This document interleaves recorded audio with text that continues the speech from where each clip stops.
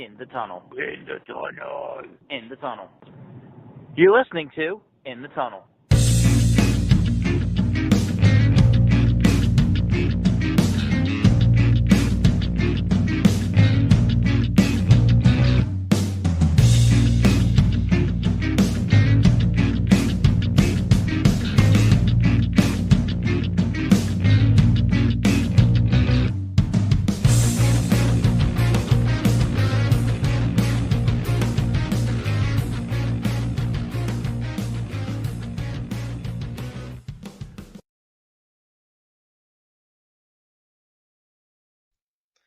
Hello and welcome to In the Tunnel, episode number 39. I don't know if anybody follows our Twitter or anything, but we have new things coming and I'm pretty excited. What about you? Well, first of all, do we have a joke for number 39? It's always good to have a number joke, but 39 is a tough one. Other than it being a prime number, but that's not really a joke. That's more just a statement of fact. Yeah. Sean, you're a numbers guy. But am I a numbers joke guy? It's usually you who bring out those weird or random number jokes that aren't really random. Sure. It's a good work week when you work only 39 instead of 40 hours. The end. Full-time people can relate. Alright. Well, anyway, let's jump straight into it. Yeah. So where are we starting at? NHL? Yeah. NHL playoffs, just to quickly cover it, because it's nearing the end. How dare you even say that? We're not supposed to speak of the end, although at this point I'm kind of ready for it to be over for my sake, but I mean, I don't know. It's been really entertaining for somebody who has had zero, team interest in the playoffs. Yeah. I can see that from your end.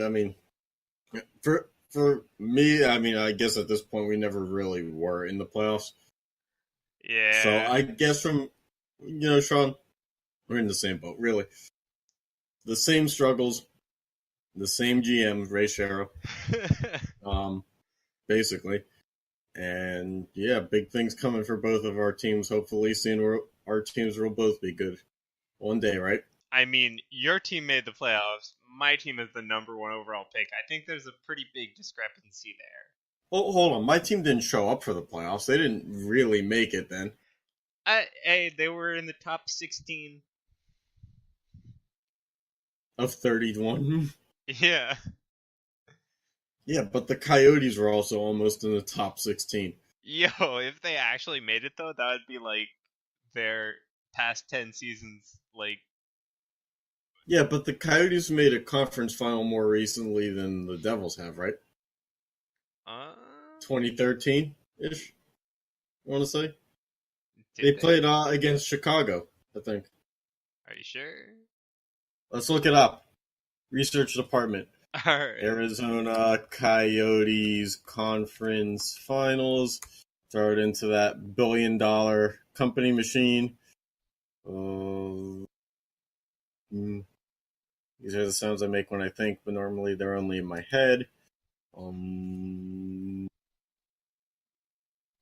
The semifinalists. Okay, 2012. 2012. Oh, so the same year that you guys lost in the Cup finals. Damn. So, congratulations.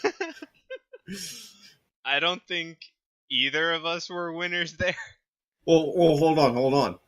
Because even though the Coyotes were number 3 in their conference with 97 points, because that was back when division winners took the top 3 spots in the conference. Yeah. The Devils had more points as the 6th seed at 102 points. Yep. But that was really normal back then to have that kind of discrepancy. Yes, but here's where it doesn't get normal is the Phoenix. They were then the Phoenix Coyotes.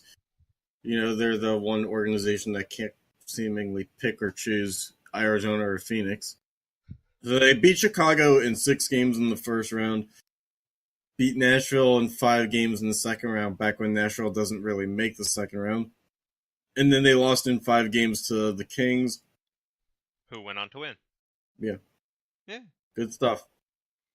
All right, well, let's not talk about 7 years ago. It's the Phoenix Coyotes year. Obviously not. But anyway, so You're definitely salty about something. Anyway, we have 2 series going on. One's already started. One's starting.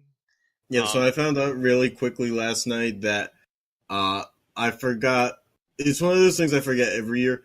Is that when a round finishes, they don't wait for all the other games in that round to finish up before they start the next one. Mm-hmm. It's like when one conference has a matchup, they just go. Yep. Because it was the Blues, or not Blues, Avalanche Sharks game the night before. I was like, really? They're starting the next round already? One day later? It's not right. I need a day after a couple game 7s to really start fresh. No, nothing continues the hype, just starting right then and there. But it's a game 1 now. It's like, I need to be prepared for a game 1. I'm so used to game 7s. I mean, you go from everything is do or die to oh, there's a few more games like that. Yep. Give me some time to readjust. A little mental mindset game, if you will. Well, maybe you can petition the league and they probably won't listen to you.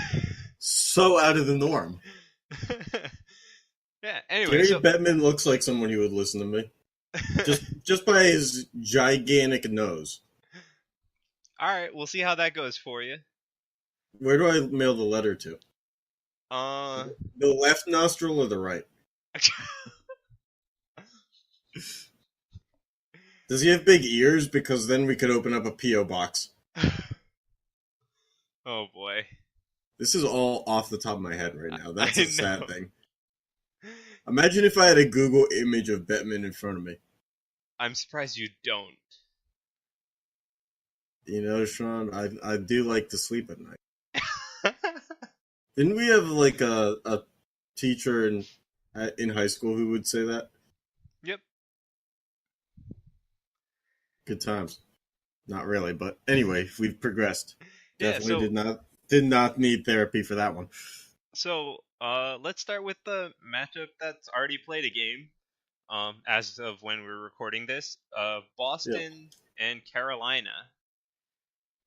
Yeah, so like I said, I was not ready for this one to start, but I can rant about Carolina if you really want to. Go ahead. All right. So, and the Carolina Hurricanes have already kind of ruined this one because of the Don Cherry comment about how, they now have people showing up for the games because they're winning, which is right. Don Cherry, again, calling out the crowd, but this time he was right. It's these people were not around the state when they were losing. They were hovering around 500, or even throughout this whole season. They've only come around in the past month, and but hey, it's gotten to no, Sean. I know that I don't go to downtown Wilmington a lot, but I never saw anyone in Hurricanes t-shirt, hoodie, jersey, anything downtown Wilmington where the most concentrated people are on a weekend, and seeing jerseys down there for the first time last week. It's these people are now showing up, and it's not right that it's not right to only support a team starting now. Because this is the part of the country where they will go away once the hype dies. These people will not be there next October when the season starts. But because it's not like football where it's that intensity can be throughout the year. Hockey, it changes in the playoffs. These people give October the first game of the season, and then they'll be out until next year.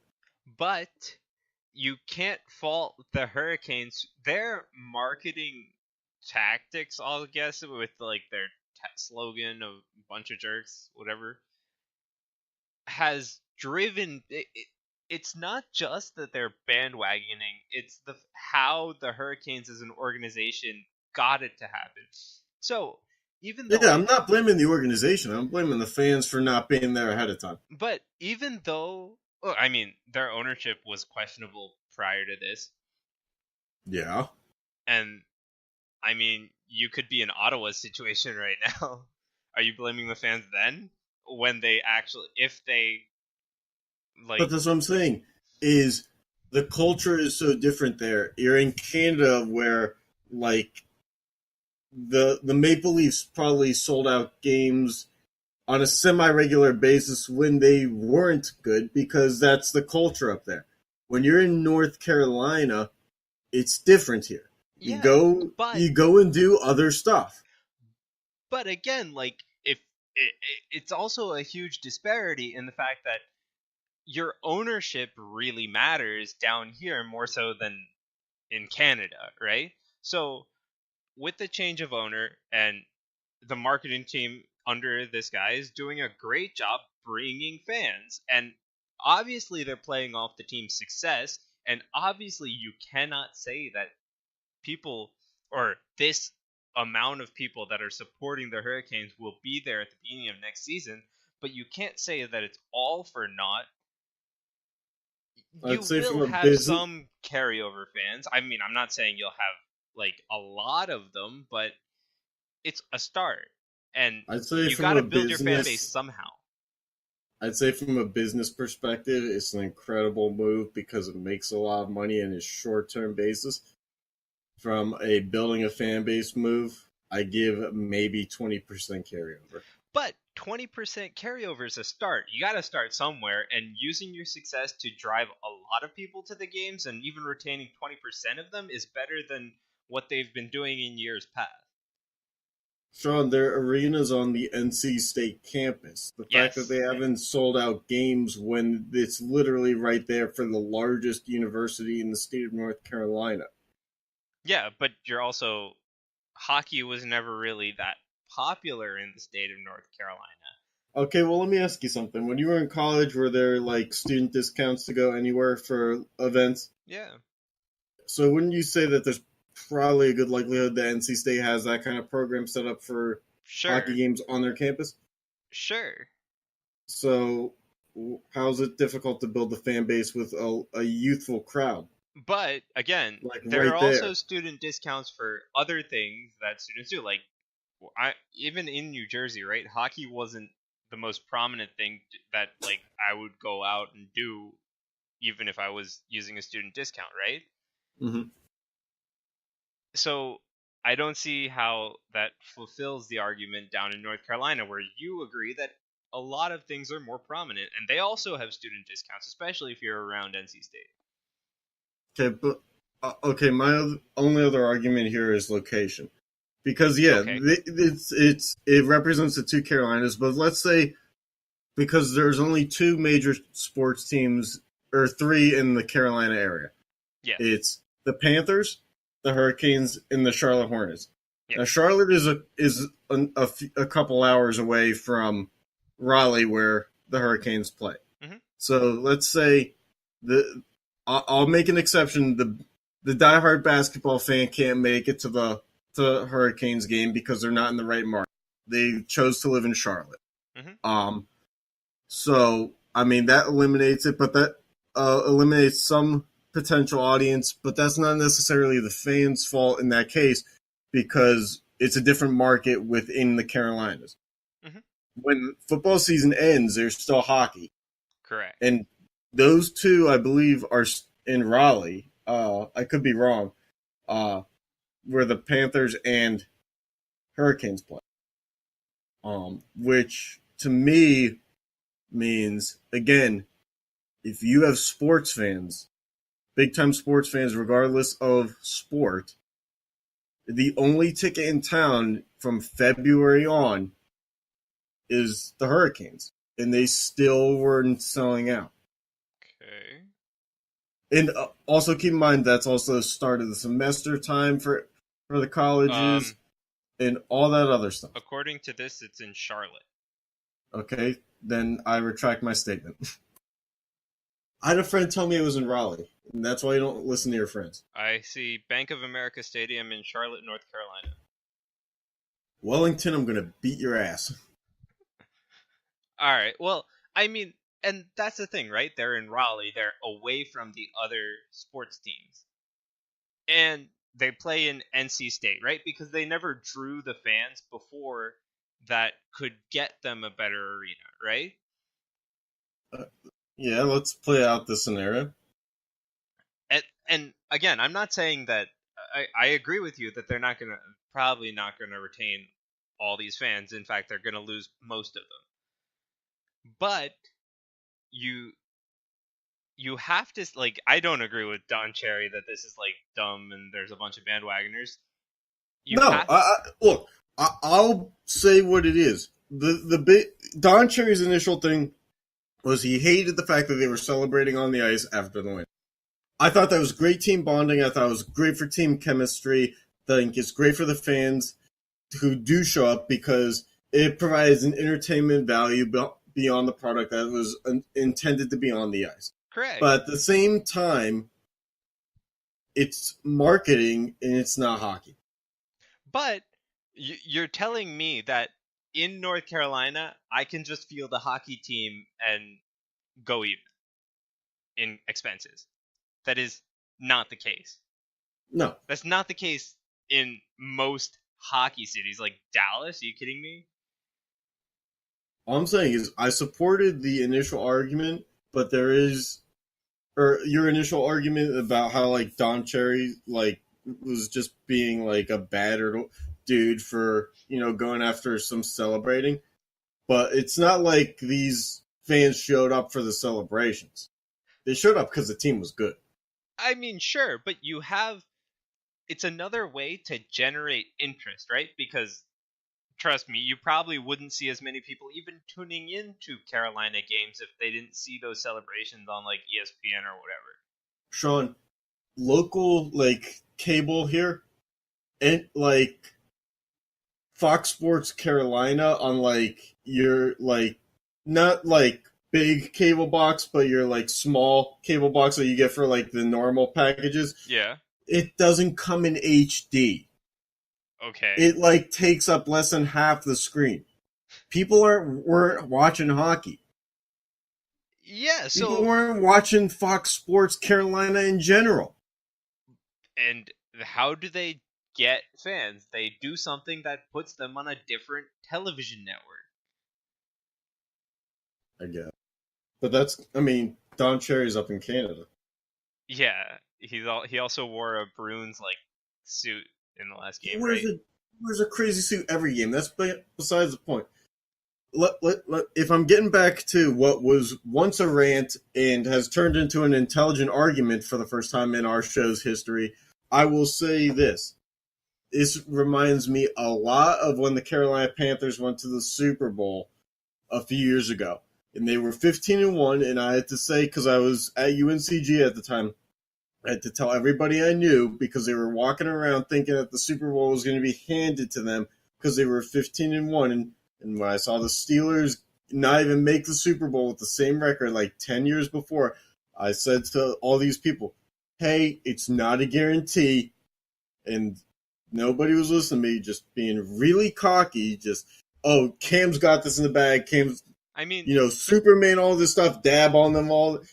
They lost the Super Bowl, and how was it the next day outside on campus? It was dead silent, and that'll be the exact same thing. Even if the Hurricanes win the cup, is when the next season starts, it'll be dead silent when you ask about hockey.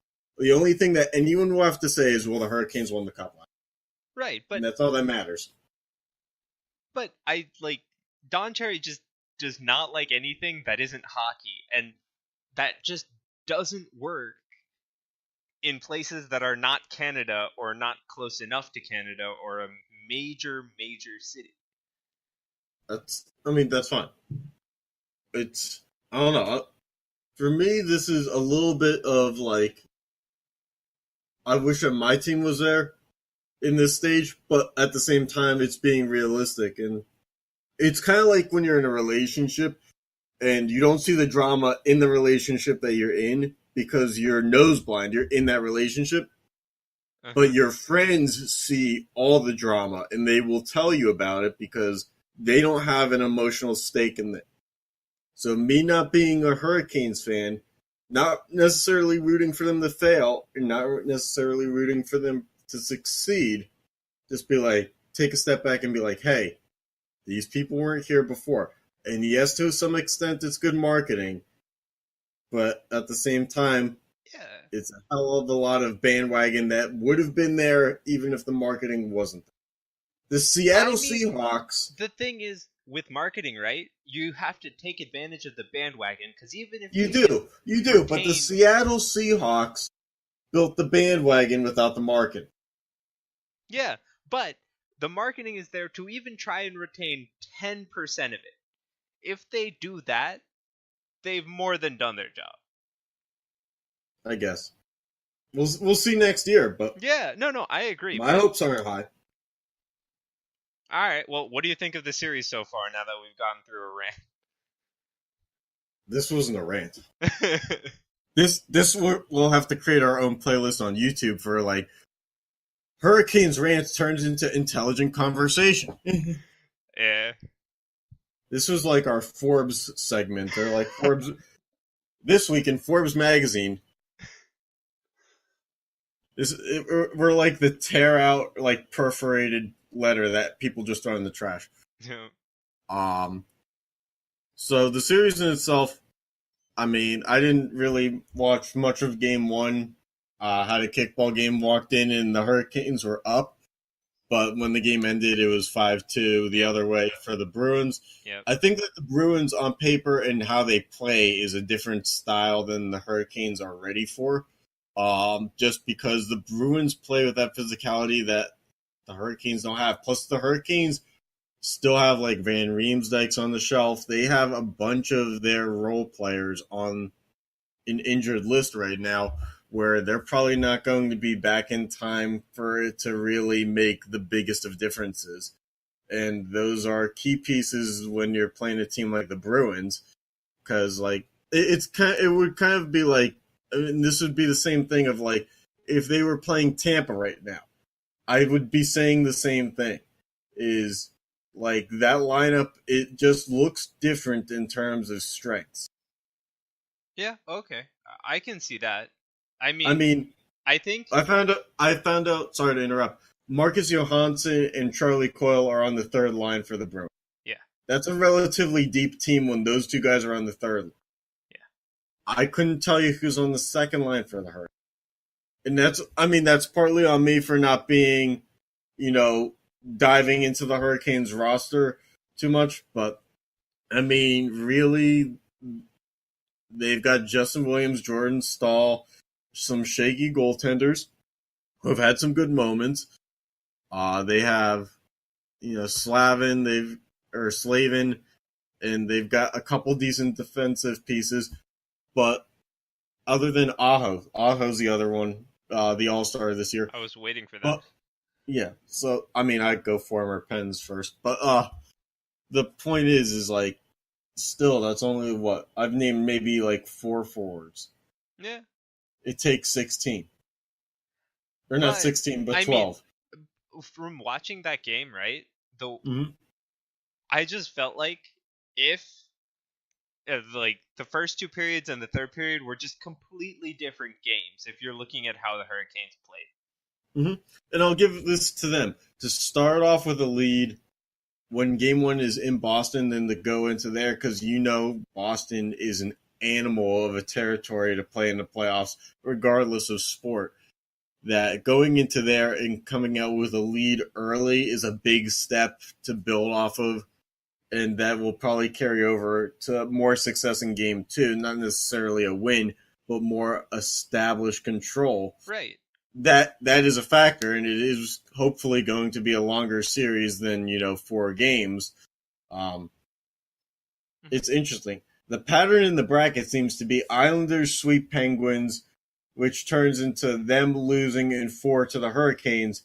So you never know. The pattern is kind of looking like whoever sweeps loses via sweep next round. So So what you're starting saying? that pattern. So It all what- comes back to the Penguins. So hold on. What you're saying is I should hope the Bruins sweep the Hurricanes so they get swept by the winner of the West. It could happen. The only problem and flaw in my strategy is the fact that the Blue Jackets did not get swept in their series Yeah. with the Bruins. But I'm starting, like my theory works because it's a tie thing. Whoever wins via sweep, starting with that 2-3 in the Metro, loses via sweep the next round, and then that team won via sweep. So that means lose via sweep could happen here. All right. Well, yeah. So I think It's the twilight zone of hockey defense. anyway, yeah, I think that as far as that series goes, if the Hurricanes can pull that third period together, it'll be a great series to watch. But if Yeah. they just Absolutely. they need to figure out what happened in that third period. Yeah. That was not good. Yeah. What do you think about the Sharks and Blues? See, for me, the Blues, it's a nice feel-good story because, I mean, we've said this before, they probably shouldn't have been here. They probably shouldn't have been literally anywhere last on the bracket. Well, they weren't a wild card team. Or yeah, but they were last. So yeah. The Sharks they've got a nice roster, but the thing is, they are probably at the end of their competitive window. You sure? I mean, how many years does Thornton have left? How far can you go with only Pavelski and Evander Kane? Carlson's a free agent, or did he get a new deal, or is he free agent after this year? I wasn't paying attention to his contract. Let's find out. I mean, aside from them being at their competitive end, as you put it, I do think I give the edge to the Sharks in this series. Oh yeah, I give him the edge in this series, but I'm just surprised that the Sharks are there because I didn't foresee them having this much left in the tank, even when they went out and got Carlson. And Carlson is a free agent after this year, so I will say my take is this year is the last year for the Sharks to compete for a cup. Okay, I mean, they have a solid, core still in place that's younger, but they could lose some big names. Yeah, like Thomas Hertl is a solidified piece, but he's a solidified piece in where he is in the lineup already. Mm-hmm. Mm-hmm. If he's not on the first line yet, he's probably peaked in terms of where he's going to be. Okay. So like that. And Martin Jones is obviously not going to get any younger as time goes on. Yeah. So what's your prediction, SCF, Stanley Cup Finals? Who's in it? I'm going to go Sharks and Bruins. And again, I'm not trying to be biased against Carolina. I just, like I said, the Bruins are playing like bully ball right now, where they're just, and their power play is looking really good.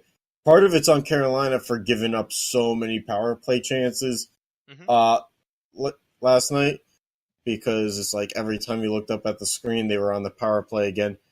But yeah, that's stuff that a power play unit can take into multiple games in the series. There was also some pretty questionable calls going both ways. Yeah, well, we'll see how it goes when it switches over to games in North Carolina, I guess. But I mean, that's my prediction. Regardless, I do want to do a refs in review at the end of the Stanley Cup playoffs because of all the questionable calls that have been going around. Oh, can we do biographies of the refs? Maybe.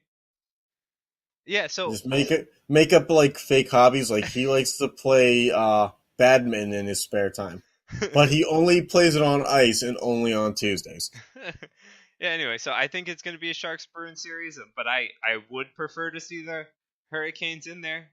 I just personally have a bias against the Bruins, I guess. I mean, hey, I hate the thought of a Boston team winning another championship as well. But realistically, if you're giving me a realistic prediction, I mean, Yeah, I me mean, too. it's pretty clear when we're saying, "Hey, what is your realistic prediction?" There's really only teams that you realistically see, Mhm. and it may be just because you have like the like blurry vision of the Blues, where it's like you still are stuck in mid-season where you just don't see them They go into the finals. literally ranked 31st. Right. So it's that, you only remember that and you don't remember this, and Hmm. you just base it completely off of the other part. Yeah. All right. I mean, we could say the same thing for the Hurricanes too, and both of But those teams are Hurricane. No, but the Hurricanes, I'm saying before the season, were written off. yeah, they were kind of like lower middle, I guess, but they were definitely not as bad as the Blues were. No, yeah, well, nobody was. Well, I mean, like Literally. comparatively, like they didn't make this huge jump to make the playoffs. The Blues literally turned around their entire season. Yeah, The they should have Hurricanes gotten got a Ryan little Reeves bit back. better. That's about it. Yeah. All Time for right, so Ryan Reeves to come back to St. Louis? no. Why not?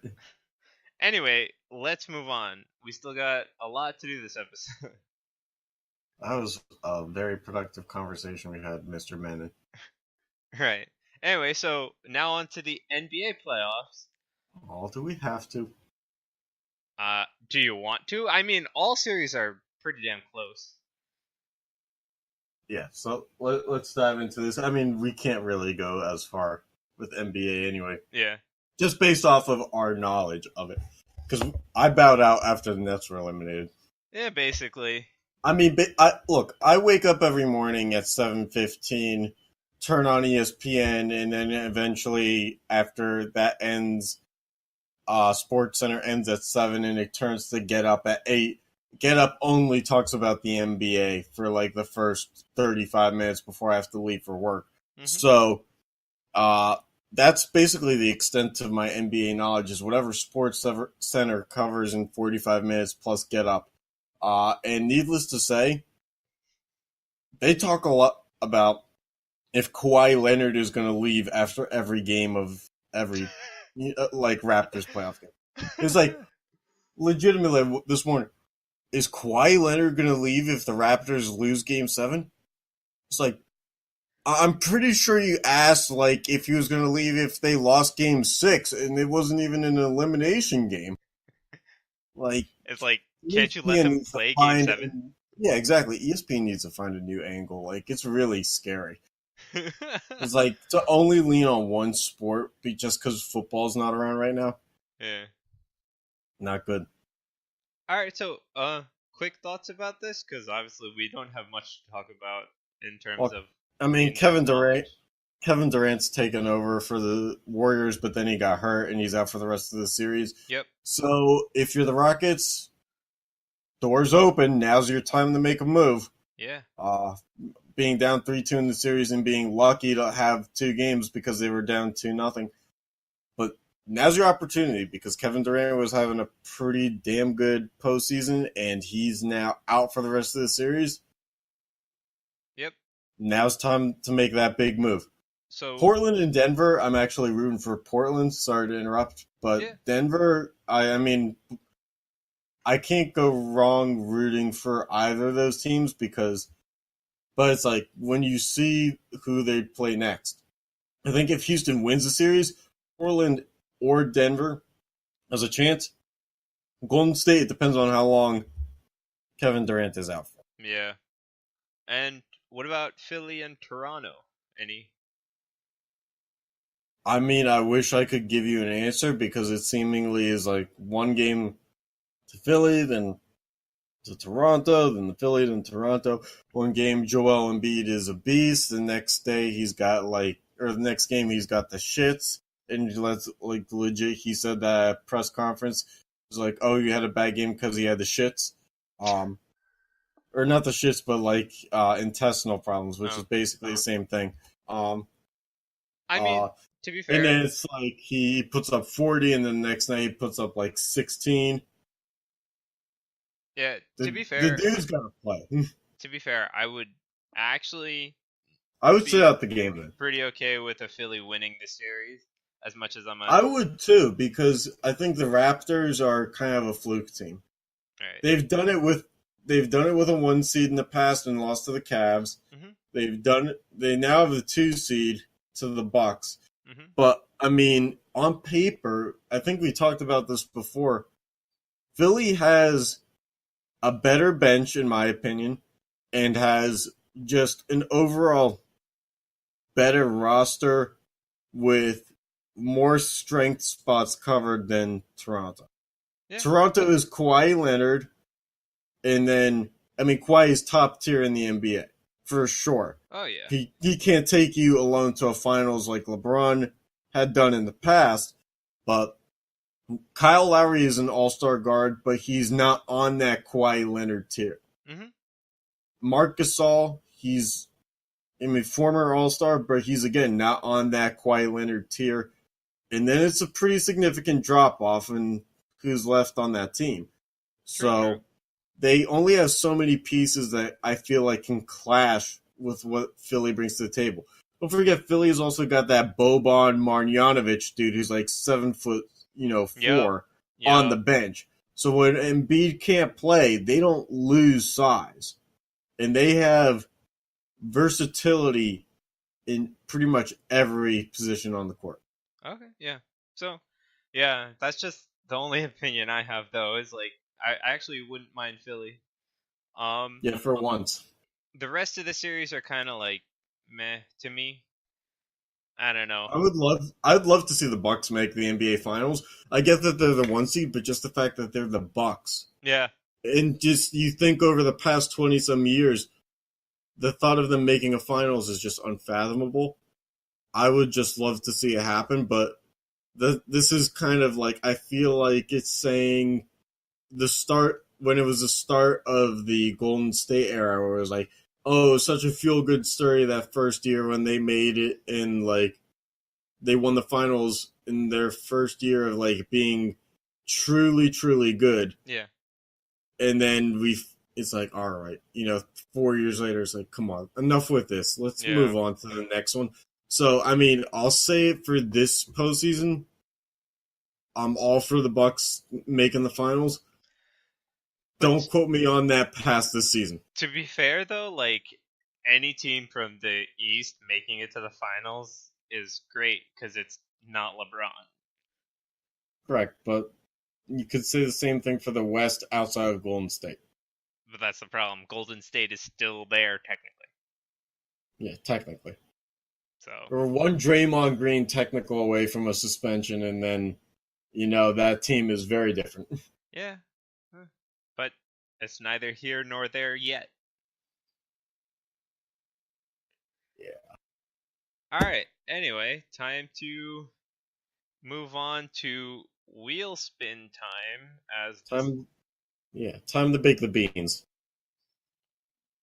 As the slide says, right? So, we're going through all the matchups currently in progress, with the first one being the 76ers and Raptors series. The way, I mean, we were going to shoot the episode earlier this week. Anyone who's paying attention to our Twitter and Facebook knows that. And so this segment had a little bit more juice to it because we were just going to play out each game and see how far it went back in when it was like game 5s and stuff. So needless to say, we won't be spinning the wheel as many times, but yeah, but hey, there you go. Who's going to win game 7? And also, we moved it later, so it became an intellectual conversation that we totally did not plan. Do we ever plan to be intellectually, conversing? Exactly never. Exactly never. That sounds like a correct statement. Anyway, so 76ers and Raptors, who does the wheel say will win this one? Give it a spin, Sean. Okay. It's the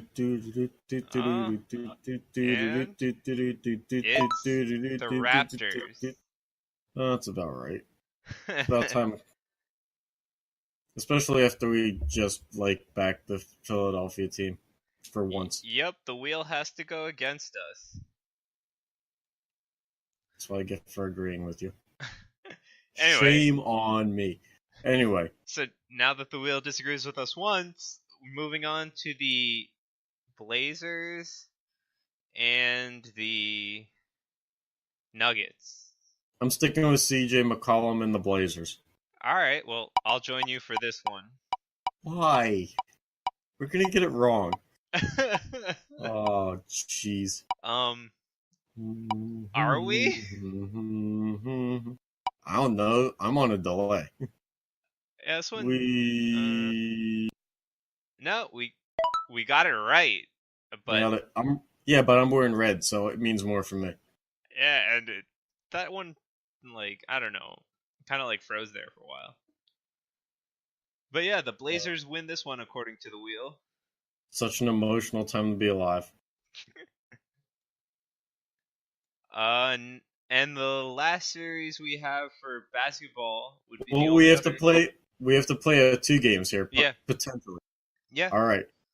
So, Game 6. Do you think? Do the Warriors win it and stop the wheel, or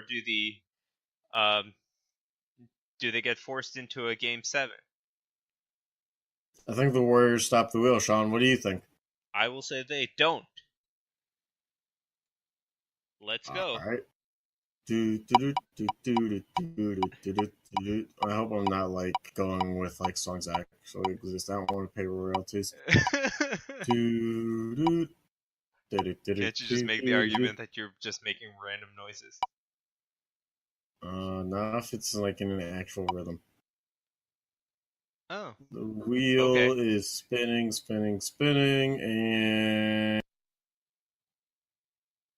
and I'm annoying.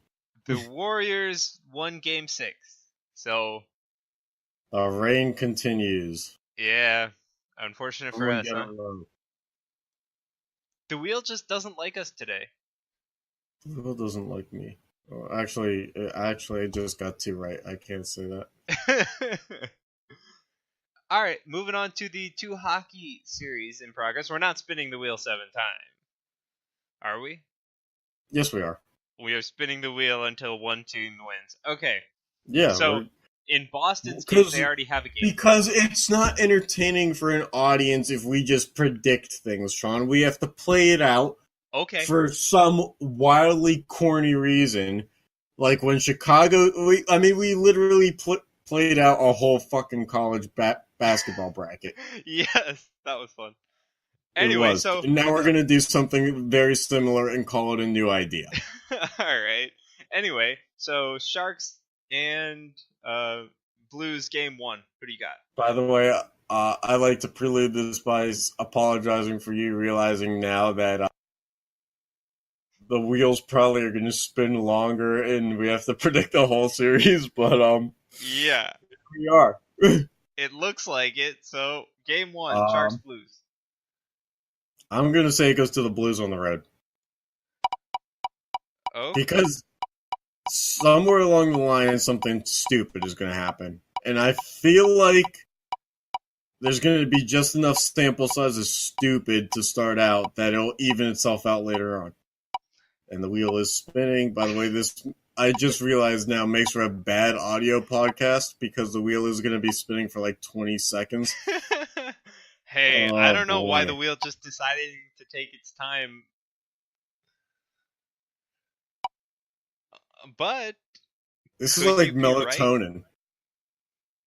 Could you be right? Probably. It looks like it, but the wheel is slightly shifting still, so I have no idea. That must be a bug in the software. Yeah, well, okay, Blues win Game 1, so now they're up 1-0. You think they're going to continue to Game 2? Nah. So you think they'll win the first one on the road, but they will drop the second? Sure. And, apparently the wheel agrees with you. They will win the first one on the road. Let's see what the wheel says for the second.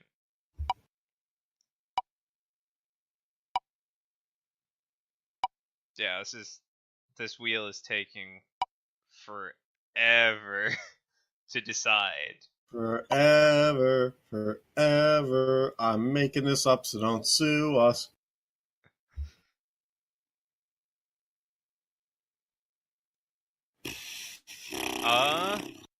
And it looks like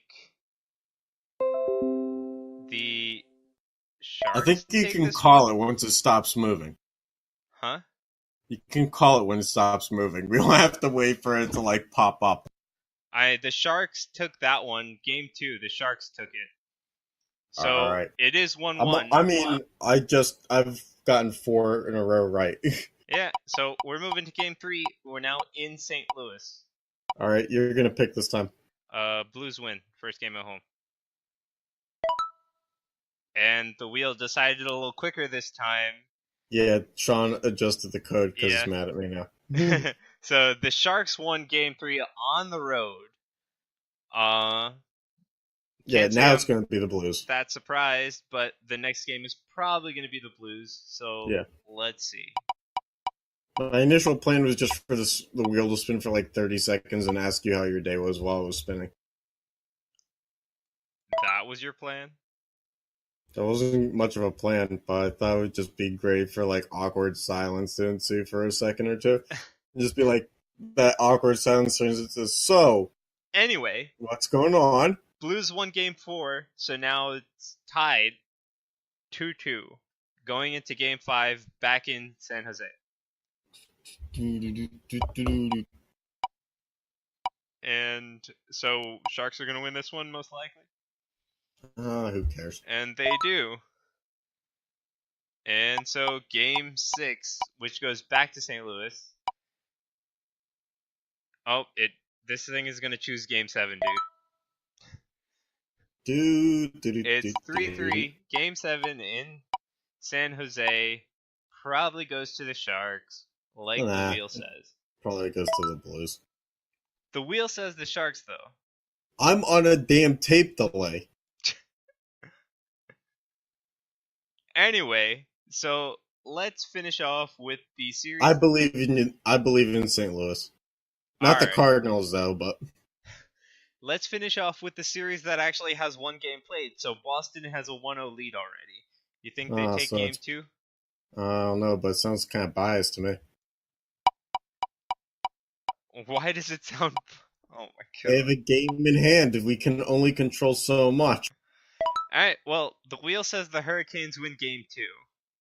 So we'll just move straight along. So now they're in Carolina. You gonna go see those games? Probably not. Nope. Bruins win the first game in Carolina. But for the second game? Bruins are gonna take that one too. Nope. The Hurricanes take that one. So they go back to Boston. Slim margin. Back to Boston for Game 5. Alright. Let's see what happens. And the Bruins take Game 5 at home, so now they are up 3-2.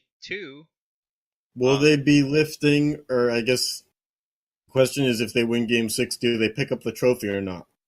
Yes. Well, no, some teams don't pick it up. Oh, right. Totally forgot about that. The conference trophy. Right, well, Hurricanes win at home, so if the Bruins win, they'll pick it up.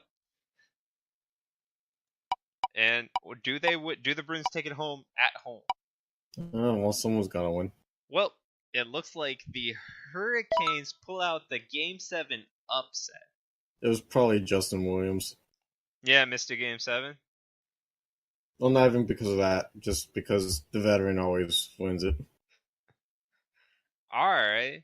So, anyway, now that the wheels are out of the way and it total us, they're all going to go to Game 7 anyway. It's a shame. I would have rather have been the Blues. Yeah. You want to move on to the next segment, which is returning? Sure, I think that the Blues would beat the Warriors in the finals, though. If they played the same sport? It's a Cinderella story. Hey, you can dunk on ice.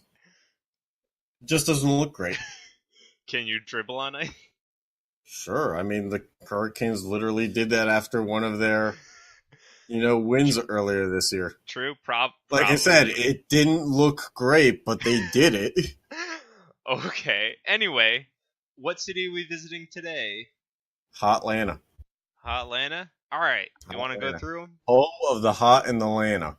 And the Barbs or Braves or whatever it's called.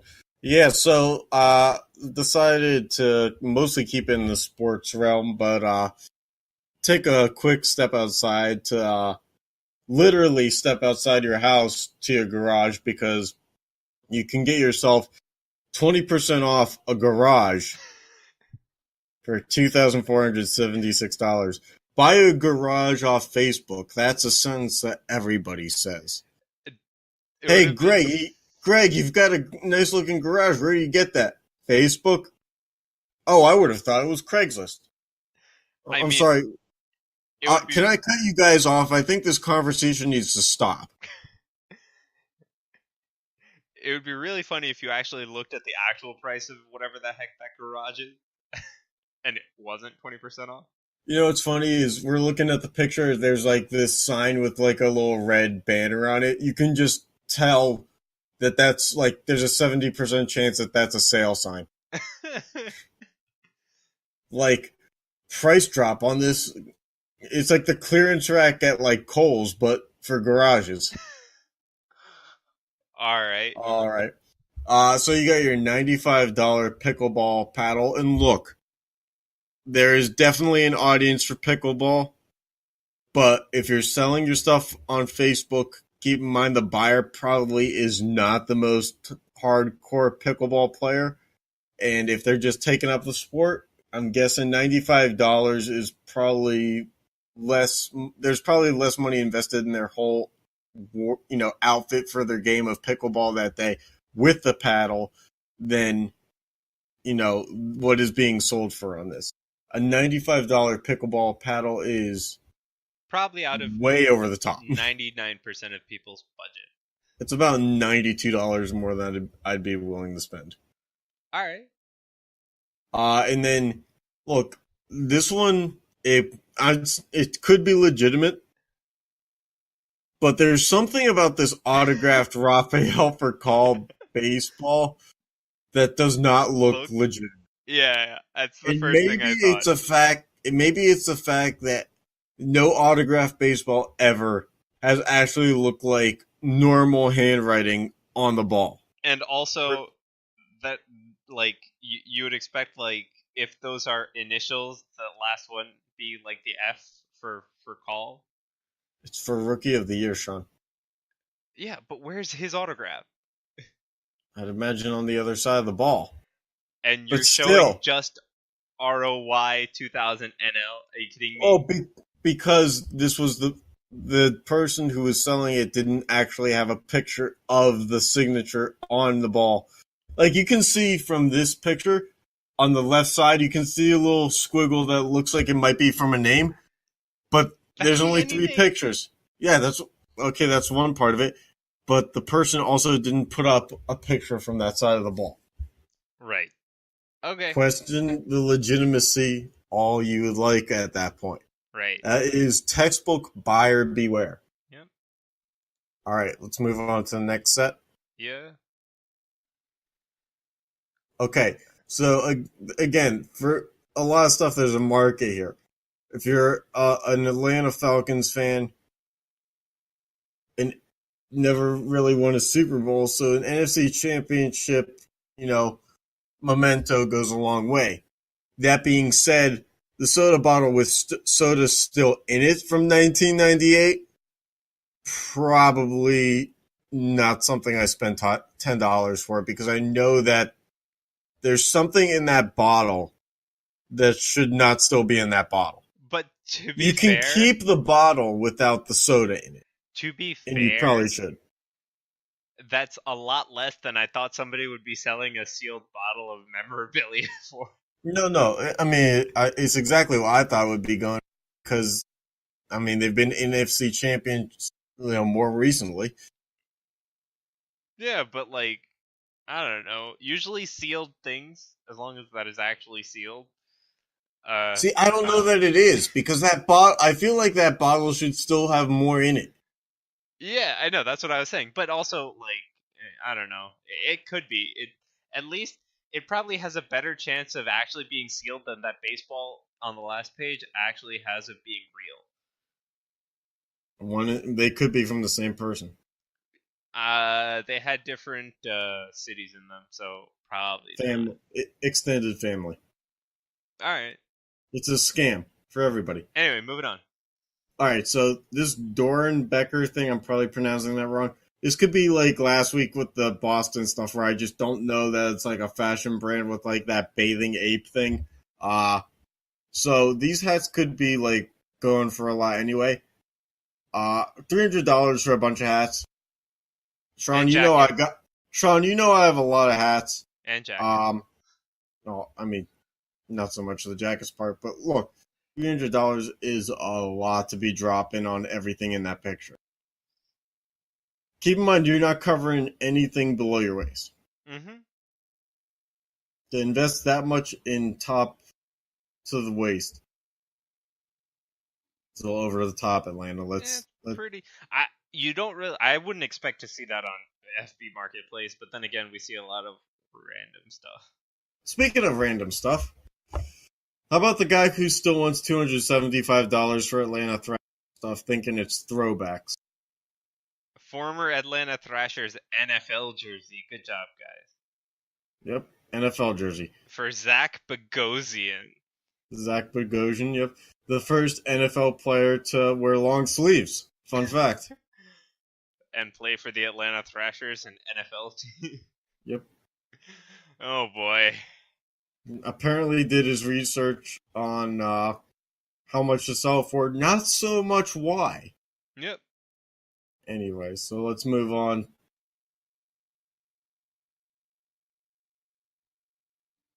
All right. So my thing with custom t-shirt companies, because I get that you have to get the word out, and there's actually more examples. I actually trimmed and left one out because there was an example of someone was trying to do custom t-shirt business with their example picture being like tatas in it, like just saying tatas on the chest. Again, probably not the best foot forward. I guess it opens up your clientele a lot more, but not necessarily, the most wholesome marketing. So I guess there's an audience for real estate t-shirts. Okay. I mean, have you ever met a real estate agent who wore a t-shirt? No. Okay, so I guess there isn't an audience. So how about Sean? I feel like this is a good birthday gift for you. The $20 if I'm gonna flip an ugly house, I'm gonna make it look sexy shirt. Is that in your wheelhouse? No. You should get that for your parents for when they sell you their house. Oh boy. And then as soon as you guys sign the agreement to hand over the house to you, you get the shirt. And then you can wear that shirt as you put in new furniture. Alright. Just game planning your future. A little investing. But seriously, let's talk about what's next to that. Like, Oh, seriously? yeah. Look at all the diamonds in that pretty... Oh, wait, it's not a Super Bowl. It literally says NFC Championship. Yeah. And $20 is exactly what it's worth at most. Oh my god. But the fact of the matter is someone bought a ring for making an appearance in the Super Bowl.